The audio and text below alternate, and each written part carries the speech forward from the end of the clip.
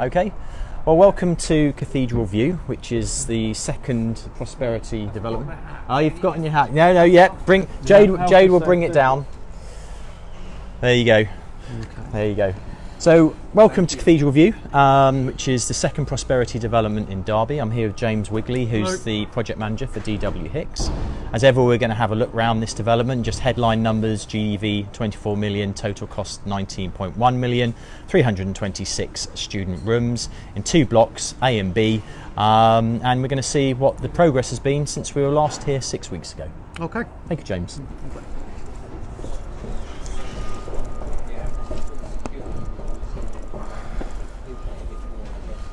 Okay.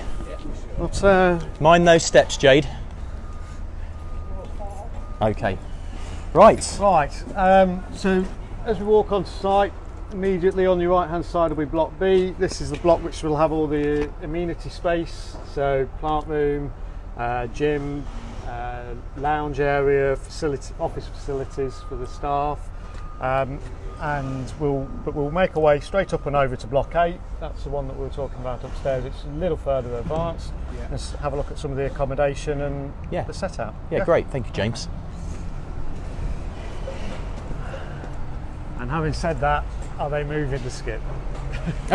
Well, we can start down here in block B instead, shall we? Or tell you what, no, we will. We'll go up and around.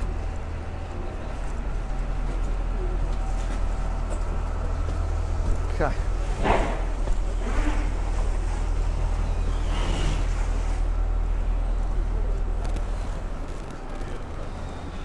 Just hang on a second, would you? Okay. Thanks, Lewis. For those of you that haven't been here before, this is the Joseph Bright College building, which is the FE college. So, 16 to 18-year-olds, they won't be coming in here, which would be very handy, wouldn't it? It could literally have a gate, but that's separate. Okay, so this is block A. I'm just obviously you were here before, but I'm just thinking that no one else will have seen the fusion system here. No, well, I think we should. I'm interested in the method of construction you're using, and obviously, presume you're using it because it's quicker. Yeah. How does that tie up with cost? Okay. There's often an offset between. It's reasonable on cost. It is quicker, but you lose time at the beginning for the design. But as soon as you hit site, it goes up very quickly. Each of these blocks has gone up at approximately a story a week. So on site, it's incredibly quick. Yeah. But there is a design lead-in period which offsets some of that. If we could wander in, and we'll just be able to see some of the construction. So in the top office we were talking about the hot rolled steel. This was the garden room. So anything in the red oxide paint is hot rolled, more of a traditional steel frame, which doesn't feature anywhere else in the build. But everything that you see, which is sort of slightly silvered, that's a fusion frame system, and all the fusion frame is load bearing, so it's all structural. Yeah. So you can't. Once you've built the fusion frame, you can't change the building around. Because it's structural, it has to be like that forever. Yeah.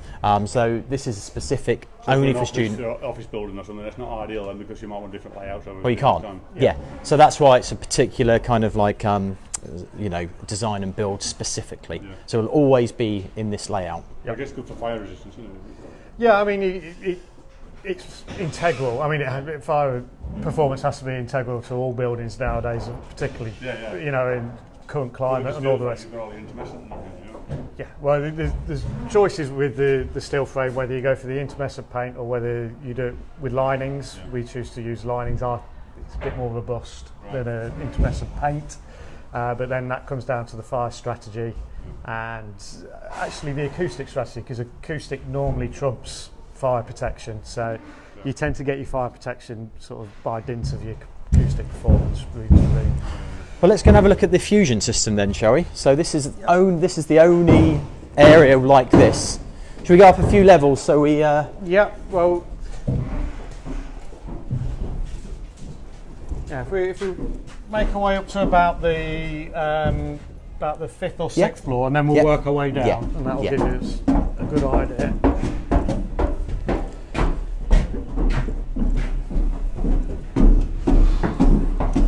There will be some lifts in this building, I hasten to add, but you'll probably only be using them on PC, won't you? Well, actually, you'll be demanding some beneficial use, I'm sure, because all the FF&E, the furniture, is client supply. So okay. I'm guessing you'll be wanting use of the lift for that. Well, Robin was saying earlier at Globeworks that no one's going in the lifts until PC. He's mean. Yeah. I'm more generous. Yeah.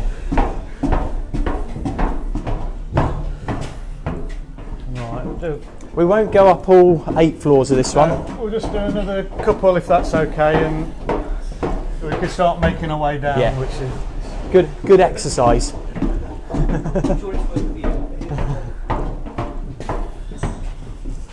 Right, one more? Yeah. Should we do one more? Okay for one more?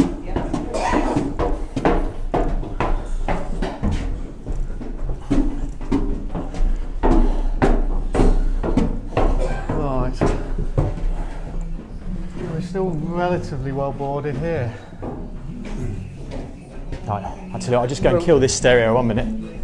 I'll just turn it right down, it shouldn't be. Can I just turn this? Yeah. Okay.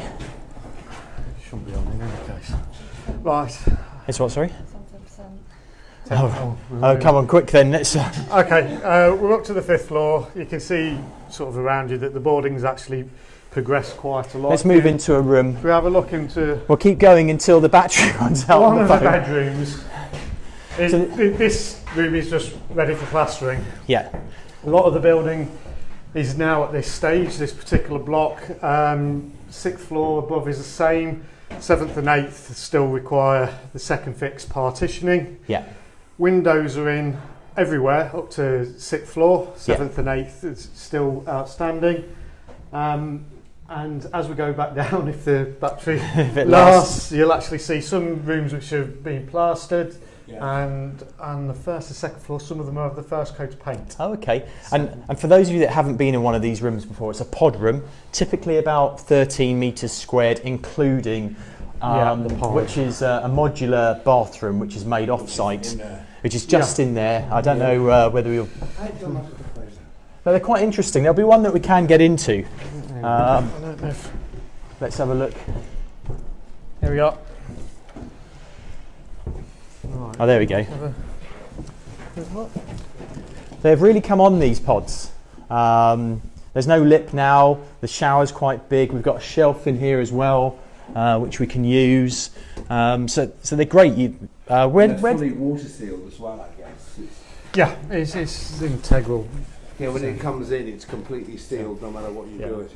They're a good way of keeping a real finger on the quality control as well. You know, if you're making 326 individual bathrooms, there would be a considerable variance over modular buildings. The way forward for the construction of buildings. And so, you know, we'd like to be fully modular, but we're part modular in this building. And I guess you could say that the Fusion framework is part modular as well. Most of it's constructed it's off-site. And then kind of literally bolted together when it gets here. The walls come in panels. So how do you lift this in? Do you this do is like floor by floor? Or it's craned in before each ceiling goes. Yeah, you just crane them in, put the ceiling on, put the walls up, crane the next ones in. How are we doing, Jay? 1%. Right, okay. Well, let's see what else we can get done before. Okay. I might have to do a part A and part B on this again. Let me know when it dies, okay? Also, in terms of the serviceability of these rooms, all of the access for all of the plumbing, electrics and everything is from a combined panel here, isn't it, James? Yeah, it's a smoke and fire panel that will go on there, so you're still protecting the integrity of the fire escape, But basically the entire maintenance of the pod should be able to be done from this panel. They're a good size Without panel. touching the rooms or anything. Without having to go into the room and disturb anybody. If you have to change a tap in there for some reason, you'll have to go into the pod. But other than that, Yeah. Andrew, you were just pointing up here. We're looking at the sprinkler system. yeah, it's fully sprinkled throughout the building. Again, actually, all of the projects that we've done with Prosperity have been sprinkled, but I think it's last year through it all into even more. There wasn't an actual building regs requirement, but post Grenfell, it's something that all responsible builders, it should be. And so that's what we've done. Yeah. How are we getting on, Jade? We're still going. We're still going. We're going to keep going. Okay. So what else can we... Well, along here there probably isn't much to take a look at. It'll be more of the same, but I wonder if we, depending if it lasts, we could nip further down and you can see. Looking straight through. Oh, the floors? Yeah, so the floor cassette is Coldwell steel joist. You can see them above. Yeah. The corridors aren't very deep, but the bedrooms are they're 256 to 270 possibly. And then it's OSB, but then there's an acoustic flooring that goes down the top. Some acoustic. Yeah, well you can actually see it in place here. It's a resilient layer, foam layer, followed by mass. But the majority of the mass actually comes from the ceiling linings from the floor below. There's two 15mm soundboards. And they weigh. They really do weigh. The lads who put those up are big, strong boys. Like a cement board with an acoustic piece built on it, which went in slabs, I don't know, 900 by 450 or something. And again, it's the cementitious board are the ones that we used over the way there and at Birmingham. But our ceilings have a higher acoustic rating, so there's more mass in the ceilings, which allowed us to actually have a timber acoustic board as opposed to a cementitious one on the floors. So one offsets another. Okay.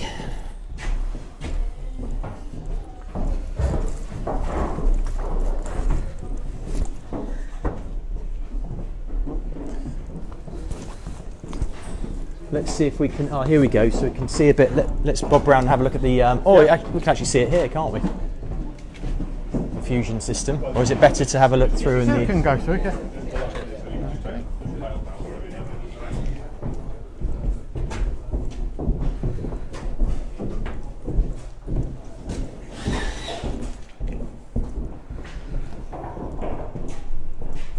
This is quite. You can see it quite well in here, actually. Yeah. If it dies, Jade, let us know, okay? So this is a fusion frame wall. Try and find the join, possibly. There. So this whole wall will have come in two panels. That one to there, and then the last section. And comes on the back of a flatbed truck. It gets picked up and it gets dropped into place. And it goes up incredibly quickly. I remember when we were here last, you almost did, well, kind of half a story whilst we were here. Yeah, I mean, there's certain sections of it flies up. And then the roof sections as well come pre-made as well, and they just get dropped on top. So this is two cassettes for this span, one approximately to here, and the other one again, it's just the holes that we were referring to before. They're the lifting holes, and they just drop into place.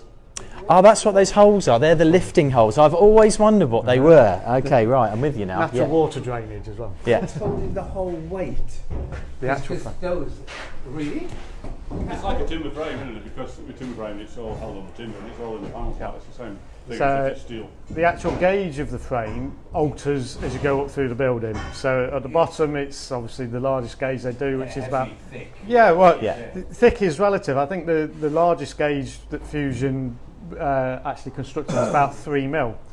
So it's not huge, but it's rolled in upon itself and upon itself. Yeah, but you've got lots of walls though, Stuart. Yeah. So that's what I mean. You can't move. Every single wall is structural. So the load is spread. It's spread through the whole building. Yeah. It comes down through the line loads and then into the footings and the piles that are below. There's a huge amount of design engineering that goes into them. So once it's built, you really wouldn't have the first clue that it's not a traditional build. You know, it's an incredibly robust system. And your external panels, are they solid? Are they solid? Are they? So they come pre-insulated, Right. and the external panel is made up of a 92mm section, the same as that, and then a 70mm section. Right. So overall, the external panels are 162mm, and they're insulated all the way through. Once you've actually got your cladding system, in this case we've got another 140mm of rock wool insulation. Yeah. You've got Yeah. a foot, And a foot of insulation. What are you cladding on the external with? It's an acrylic brick slip. So there's a render system which goes onto the rock wall, which provides the backing, and then it's an acrylic brick And slip. is that a solid panel then, or is that just a mesh and a render? It's a mesh and render, and then it's a, So that's what 7 this is here, is it? That's what we're at. That's it. And then you just paint that.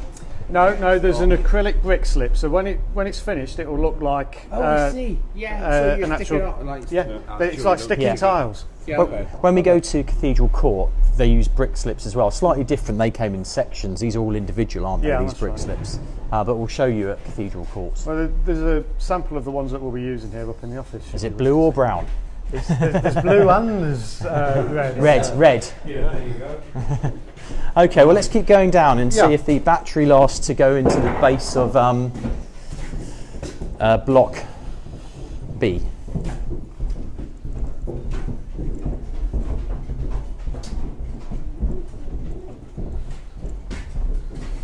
Right.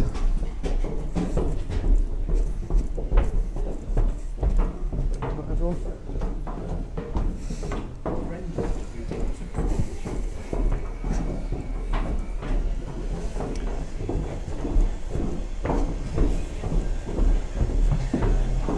Every floor is the same, so there's no point going on to each of the different floors. If we drop down, if the battery allows, we'll just nip in. We're almost on the shortest day of the year, aren't we? Yeah, we are. It's certainly dark when I arrive in the morning, when I go at night. Yeah. So if you just want to take a quick look